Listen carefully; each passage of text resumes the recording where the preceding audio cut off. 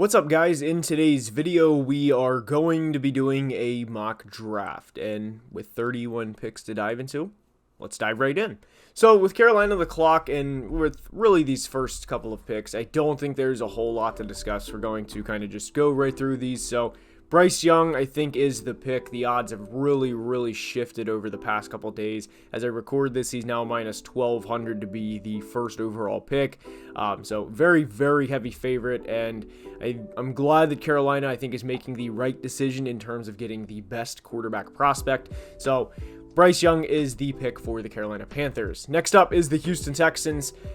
I don't buy that Will Levis is going to be the number 2 overall pick. I would be very disappointed in them if that's the route they opt to go, especially when CJ Stroud is right in front of them. So I do think CJ Stroud should be the pick, and I hope that Nick Caserio, the Texans general manager, does not make a mistake and try to get cute with it and go with Will Levis at number 2 overall. Next up is the Arizona Cardinals. And guys, we have done a lot of, mock simulations, done a lot of, what teams should do with their pick, especially in the top 5. And I do think the Raiders should trade up. However, they are not interested in trading up for this pick. So I don't think the Cardinals should trade with Seattle, and I'd be kind of surprised if Detroit actually wanted to trade up. So in this scenario, number 3 overall, we're going to go who I think is the best defensive player available. We're going to give them edge Will Anderson from Alabama. Now, with Indianapolis on the clock, it's pretty simple. Anthony Richardson or there's Will Levis. It's going to be one of these 2 quarterbacks. So they need a quarterback. Chris Ballard, I don't think, can leave the first round without selecting a quarterback. And they have Gardner Minshew on the roster. Obviously, I don't think he is the long-term answer. Also, Jim Irsay did tweet a couple of quarterback pictures recently. Anthony Richardson was the first quarterback picture in the tweet. So I think Anthony Richardson, they're going to want to go with the player that has the absolute highest ceiling out of any of them. So I do think Anthony Richardson would be the pick in this scenario. Now, with Seattle on the clock, to me, it's pretty simple. They need defensive line help. Pete Carroll has emphasized how much they want to stop the run game next year. And I think Tyree Wilson is the best prospect, at least available for them in that scenario, kind of excluding off the field things with Jalen Carter. Obviously, I nor really anyone watching, unless you are an employee of a front office, knows about the Jalen Carter situation more than the teams do. With Jalen Carter being discussed, I actually think he will go off the board at number 6 overall to the Detroit Lions. Detroit also has a pick down at number 18 overall, and in terms of a top 6 pick, that's as risk-free of a selection as you're ever going to find. Not to say it's risk-free, because it's not, but look, when Detroit made this trade with the Rams for Matt Stafford, if they were selecting at pick 6 in the 2023 NFL Draft, I mean, guys, based on the Lions' history and everything, they have one playoff win in the Super Bowl era. No shade to Detroit, because I've been very supportive of what the Lions have done with everything really over the past 2 years. They probably would have thought they were selecting 6 overall, not the Rams. So to have what is essentially a free top 6 overall pick, and I think Dan Campbell would love the possibility of coaching Jalen Carter, Aiden Hutchinson. That's a very scary duo right there, and not including James Houston, who had 8 sacks as a rookie. So Jalen Carter, as risk-free of a top 6 pick as you're ever going to have, and I think he would be a Detroit Lion. Next up is the Las Vegas Raiders. And in this scenario, guys, I mean, Will Levis falls right into their lap. Now, I know some Raiders fans are going to probably push back and say, okay, well, why wouldn't we take somebody like Paris Johnson, maybe even Peter Skoronski? And I broke this down recently in a video, and my whole thought process for the Raiders is you're heading into the season with Jimmy Garoppolo as your starting quarterback, which it's fine, but there's going to be a point where you're going to kind of say to yourself, like, all right, like, it's Jimmy Garoppolo, and we have to play against Patrick Mahomes, Justin Herbert, and Russell Wilson. So at what point are we kind of like, Jimmy's not in that tier, and we kind of have to do something? So if Will Levis falls into your lap at number 7 overall, I think that would be the selection. Now, Atlanta is up at pick 8. They recently traded for Jeff Okudah, so I would love to give them Devon Witherspoon or even Christian Gonzalez, but I don't think they're going to opt to go that route. And in this scenario, I think they're going to go with an edge that they are very familiar with. He played his games already in the Peach State, and that is Nolan Smith from Georgia. Chicago is on the clock at pick 9. They've had a hell of an offseason. They got Justin Fields, DJ Moore. They obviously got a haul for the number 1 overall pick. And in this scenario, okay, technically 2 teams are offering to trade. We're not even going to look at that, guys. It's simple. Get the best tackle in the draft, Paris Johnson Jr. And this selection of Paris Johnson would just be a chef's kiss of an offseason for Chicago. So you exit the offseason with everything they've done, including signing Tremaine Edmonds, acquiring multiple first-round picks, multiple second-round picks, and you get who I think is the best tackle in the draft. Absolute home run for the Chicago Bears. Now, next up is the Philadelphia Eagles, and I think this is the ceiling for running back Bijan Robinson. Would not be surprised to see him go here, but you have a secondary with Darius Slay, and you have a secondary with James Bradbury. Devin Witherspoon he's an Eagle. In terms of mentality, in terms of how the city would rally around Devin, love Devin. He could also get a year to develop behind these guys. Devin Witherspoon's story is going to be something that Eagles fans love. He was a no-star recruit coming out of high school, and now he's a borderline top 10 pick, and in this scenario, we have him going number 10 overall, so Devin Witherspoon would be a Philadelphia Eagle in this mock. Now, next up is the Tennessee Titans, and this pick is... it's going to be a little overthought, I think. I think it should be Peter Skoronski. I would not be surprised at all if they went tackle Darnell Wright, because a lot of people think Peter Skoronski is going to be a guard at the NFL level because of his arm length. And in this mock draft, we are going to give the Titans Peter Skoronski, but I would not be surprised in the slightest if they went Darnell Wright. The Houston Texans are back on the clock at pick 12, and unintentionally, we're going to give them 2 Ohio State players, CJ Stroud and Jackson Smith-Njigba. Look, I love JSN. I think he is the best receiver in the class. I actually did a video on the top 5 receivers in the class. If you guys want to go check it out, I recommend. But CJ Stroud, Jackson Smith-Njigba, have that duo going at the NFL level. They're going to be good. And the Texans, they still have a lot of draft capital. So I like the Texans getting JSN, CJ Stroud, and now you're starting to really build a team where a year ago it was kind of like, okay, great, the Texans are a dumpster fire. Let's stick Lovie Smith in here to kind of be the scapegoat. But now there's a lot to like with the Houston Texans if this is how their first round goes. Now with the New York Jets on the clock, guys, I was contemplating trading up to get Paris Johnson Jr. with the Raiders at pick 7.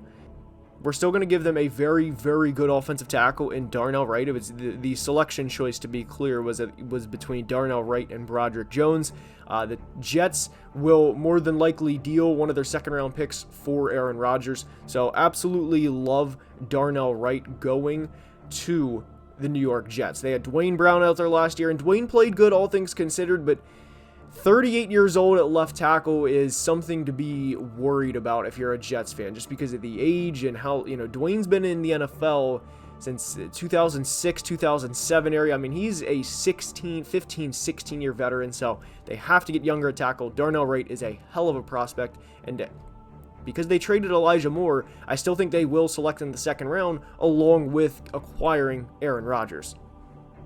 Next up is the New England Patriots, and unfortunately the board did not play out the best for them. They need to give Mac Jones some protection, and in this scenario we're going to give them Broderick Jones, a very good tackle prospect. Mac Jones needs help up front. I wouldn't have hated either Quentin Johnston or even Zay Flowers. We know how the Patriots love receiver Zay Flowers, so I wouldn't have hated that pick, but we ultimately gave them Broderick Jones. And I think the best thing to say about an offensive line is, if you don't have an offensive line, then you know how detrimental that can be to a team's success. So Broderick Jones is a New England Patriot in this mock draft. Next up is the Green Bay Packers, and we're not going to make the same mistake with Jordan Love as to what they did to Aaron Rodgers for all those years. We need to get him a first-round weapon. Quentin Johnston, I don't think would be the pick because they have Christian Watson, and Christian Watson proved down the stretch of the 2022 season that I think he's going to be here for some time. So we're going to give them a tight end, and we're going to give them who I think is the best receiving tight end in the draft in Dalton Kincaid. He's probably going to be... he's going to be a guy for several years. It wouldn't surprise me. I don't want to say like 1,000-yard tight end because that's very tough for any tight end, but it wouldn't surprise me if Dalton Kincaid has multiple Pro Bowls, and if you have an offensive trio of Jordan Love, Christian Watson, Dalton Kincaid, I love that trio for the Packers moving forward. So Dalton Kincaid is a Green Bay Packer in this mock draft. And what's really crazy with how the board broke here for the Washington Commanders is this almost never happens. Corner Christian Gonzalez is available, and if he is available, hopefully the team is owned by Josh Harris by this point in time. They would sprint this selection in. This would be a hell of a start to the Josh Harris era. You get a good corner in Christian Gonzalez. You have to be able to stop CeeDee Lamb, A.J. Brown, and Devonta Smith. And for anyone wondering, that was not in order. That was just how they came out. I was not ranking them in order. But you have to stop those guys in your division. So Christian Gonzalez would be the start to at least limiting those guys when you play them twice a year for forever. So you have to stop those guys. Love Christian Gonzalez to the Washington Commanders. And if there's one thing the Pittsburgh Steelers need, they need offensive line help. It's what was said about the Patriots can kind of be said about the Steelers too. When you have poor offensive line play, and guys, they need help. Like, they need help up front. Dan Moore is not the answer. Anton Harrison would be a good pick, and I would not hate them looking to trade up to the 8 area right in front of Chicago. I've actually been pretty vocal about this. If they give up 17 and 49 to move up to 8, I would not hate that at all for the Pittsburgh Steelers. Now, next up is the Detroit Lions. They're back on the clock. We gave them Jalen Carter at pick 6, and I really don't mind them going corner, especially considering they just traded away Jeff Okudah. So I think in this scenario, I'm looking at Deonte Banks. I'm also looking at Lucas Van Ness and kind of just having an overpowered defensive line of Aiden Hutchinson, Lucas Van Ness, Jalen Carter, and even James Houston to go in there. And of course, I can't forget Aleem McNeil. So I think this selection is very much between Lucas Van Ness and Deonte Banks. I'm going to go with Deonte Banks. I'm not upset with either selection, so Lions fans, take your choosing, but you guys walk out of the first round with Jalen Carter and Deonte Banks, and I think that would be that'd be a very, very good haul for the Detroit Lions. Next up is the Tampa Bay Buccaneers. They need a quarterback. I don't think Baker Mayfield's going to be the long-term guy. I'm not going to force Hendon Hooker here at pick 19. I wouldn't really like the idea of him backing up Baker Mayfield already at 25 years old. And then, what if the Bucs finish 4-13 this year and they were in the top 2 next year to potentially have Caleb Williams or Drake May? So there's a lot of, butterfly effects of potentially taking Hendon Hooker. So we're going to give them who I think is one of the safest players in the draft, and that is defensive back Brian Branch from Alabama. You have Brian Branch and Antoine Winfield Jr. as your guys in the secondary. To me, it's pretty simple. Just take that and don't worry about the secondary, or at least the back end of the secondary, for the next couple of years. Now, Seattle's on the clock at number 5 overall. They took Tyree Wilson, and I do not think they would take Quentin Johnston because of already having DK Metcalf, so it leaves a choice of Zay Flowers or Jordan Addison. Ultimately, I think they would go Jordan Addison. He has inside and outside ability at the receiver position, and they are going to need to come up with a replacement for Tyler Lockett. And if you're going to try and win a Super Bowl with Geno Smith, they already have Kenneth Walker. They already have 2 good offensive linemen from last year in Charles Cross and Abraham Lucas that played very well as rookies. And I think Jordan Addison would be the selection. So Geno, Kenneth Walker, Jordan Addison, DK, Tyler Lockett, and I might have said Jordan Addison twice, but Jordan Addison. So they leave the first round with Tyree Wilson and Jordan Addison. Now the Chargers are on the clock. Guys, this is to me the floor of where one of the best prospects in the 2023 NFL draft goes, and it's Bijan Robinson. I cannot get over how much I love the possibility of Bijan Robinson going to the Los Angeles Chargers. I think it makes too much sense. You have to do what you can for Justin Herbert. Bijan is the best running back prospect in the past 5 years since Saquon, so do what you can to help your quarterback on a rookie contract and make life easier for not just Justin, but for Kellen Moore too. So Bijan Robinson, you are a Los Angeles Charger. And with the Baltimore Ravens on the clock here, guys, look, they need receiver help, they need corner help. They just signed Odell Beckham to a pretty big deal for 1 year. I don't think they would take receiver in the first round, considering they still have Rashad Bateman on the roster. And I think with Marcus Peters aging, I think they would look to go corner. And with Joey Porter staring them right in the face, I'd be very surprised if they didn't take Joey Porter. So Joey Porter to the Ravens, it makes a lot of sense. And it would be very interesting to see how the family dynamic would go, of course, with his dad playing for the Steelers for all those years and knowing the Steelers-Ravens rivalry and getting a guy on the other side of that rivalry. So next up is the Minnesota Vikings. Quentin Johnston is the 10th ranked player on PFF's big board. I don't think he is the 10th ranked player overall in terms of, my big board, but look, it's guys, if Quentin Johnston's there, you have an offensive trio from a receiving standpoint of Quentin Johnston, Justin Jefferson, and TJ Hawkinson. You got to make it happen. Whether Kirk Cousins is going to be there in 2024 and beyond, we will find out at some point. But if Quentin Johnston's there, make life easier for whoever that next guy is in what would be the post-Kirk Cousins era. Next up, the Jacksonville Jaguars. I love mocking them Brian Branch. It makes a ton of sense, but he's not here in this mock. So we're going to give them the guard from Florida. We're going to give them O'Cyrus Torrence. He could step right in, be a day one starter, and it would not only help Trevor Lawrence out, but it would also help Travis Etienne out, and it makes a lot of sense for Jacksonville. New York Giants are on the clock, guys. You got to give Daniel Jones weapons. You just paid him $160 million. My wide receiver 2 is available in Zay Flowers. It's pretty simple. I think if Zay Flowers is there for them at pick 25, I think they sprint the pick in, and Zay Flowers he'd be very fun in this offense, and I would not doubt 1,000 yards out of him from day one. Brian Dable, Zay Flowers, Daniel Jones, Saquon Barkley, so love what they have going. And of course, I do not want to forget about the left tackle, Andrew Thomas, who is quietly one of the most underrated players in all of football. Next up, Dallas Cowboys. Guys, Kalijah Kancey just makes a lot of sense for the Cowboys. Now, you can look at the running backs, and I don't think Jahmyr Gibbs would be there for them in the second round. Maybe Zach Charbonnet would, but they still have Tony Pollard. But Kalijah Kancey, a player of his caliber, is not going to be there in the second round. So I like Kalijah to the Cowboys quite a bit, and I think Kalijah would benefit greatly with having Micah Parsons on the defense, and I realize, no shit, everyone would. But what I mean by that is Kalijah will never be the defense's number one priority. It will always be Micah Parsons. Unless Kalijah, he's been compared to another defensive tackle from Pitt because of his size and Aaron Donald.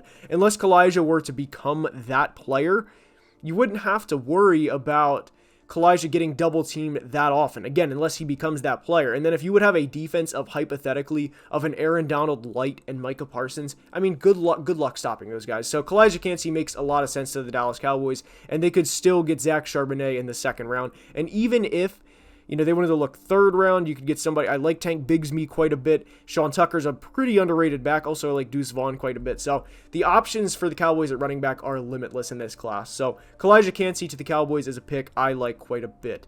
Next up, the Buffalo Bills. Guys, they got bullied. They got bullied in the playoff game against Cincinnati. So I love DeJuan Jones going to the Buffalo Bills. I think it makes a lot of sense. They got to get beefed up, and you also have to protect Josh Allen. And with Bijan Robinson not there, I think they would go Bijan if he were there. You got to go DeJuan Jones. And I still like what the Bills have done this offseason. They brought in Damian Harris. They still have Zach Moss. So I like what the Bills have done. I would also strongly like for them to trade for DeAndre Hopkins.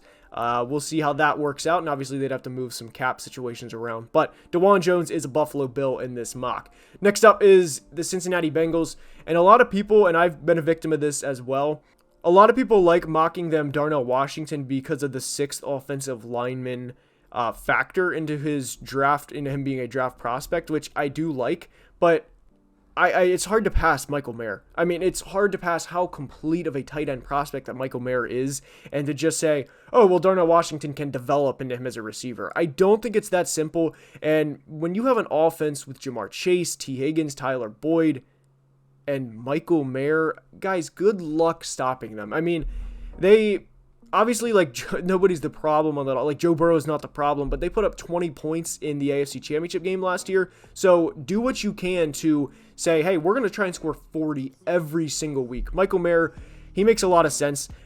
South Bend is not far from Cincinnati, so Michael Mayer's pretty familiar with Cincinnati, I would imagine, and I think it makes a ton of sense for him. Now, with the New Orleans Saints here on the clock, guys, Lucas Van Ness falls into their lap. Peyton Turner obviously has not worked out as a first-round pick. Cam Jordan's getting up there. He was a first-round pick all the way back in 2011. So I think it's a take the best player available in that situation for New Orleans. Lucas Van Ness is that guy. Now for Philly, back on the clock, they took Devin Witherspoon at pick 10, and let's give somebody opposite of Hassan Reddick. Myles Murphy.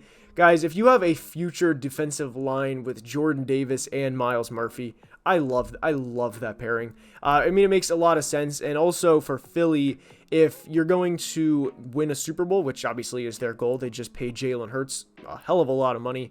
You have to be able to get after the quarterback. And if you have a guy like Myles Murphy who can get after a Patrick Mahomes in the Super Bowl, I think it makes a ton of sense. And that's, of course, they're going to get a healthy Jordan Davis this year. Hassan Reddick's coming off an 18-sack season, so I like Myles Murphy to Philly quite a bit. Now, for Kansas City, I know the obvious selection, at least I think a lot of people would want me to take Will McDonald.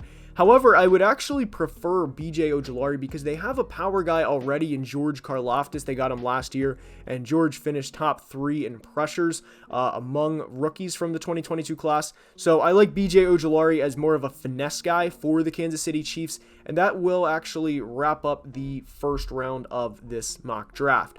So hope you guys enjoyed. Let me know what you guys think in the comments. Hopefully, like I said, hopefully you guys enjoyed. Please subscribe to the channel if you're not already. It would mean the world, and it would help tremendously with the growth of the channel. Also, please follow on Twitter, Patreon. Both links are in the description. And until next time, as always, please be safe and have a great day. Love you guys.